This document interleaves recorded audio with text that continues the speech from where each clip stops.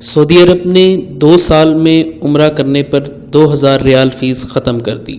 Face ختم کرنے سے متعلق باضابطہ اعلان اگلے ہفتے ہونے کا امکان ہے۔ تفصیلات کے مطابق سعودی حکومت نے وزیر اعظم عمران خان کی درخواست کی قدر افزائی کرتے ہوئے ان پاکستانیوں کو 2000 سعودی ریال کے اضافی عمرہ ٹیکس کی ادائیگی سے مستثنی قرار دے دیا، جو ہر سال عمرے کی غرض سے سعودی مملکت کا رخ کرتے ہیں۔ وزیر اعظم عمران خان کی جانب سے سعودی عرب کے دورے کے دوران سعودی ولی عہد شہزادہ محمد بن سلمان سے درخواست کی گئی تھی کہ وہ پاکستانیوں کے لیے اس اضافی فیس کا خاتمہ کر دیں، جسے منظور کر لیا گیا ہے۔ اس بات کا انکشاف وزارت مذہبی امور کی جانب سے سینٹ کی مخصوص کمیٹی کے روبرو کیا گیا، جو پاکستانیوں کو حج اور عمرہ کے دوران پیش آنے والی مشکلات اور مصائب کا جائزہ لینے کی غرض سے تشکیل دی گئی تھی۔ کمیٹی کی صدارت کے فرائض انجام دینے والے سینیٹر مولانا عبدالغفور حیدری نے استفسار کیا کہ پاکستانی عمرہ زائرین 2 سال کے عرصے میں 1 سے زائد بار عمرہ کرنے کی صورت میں سعودی عرب کی جانب سے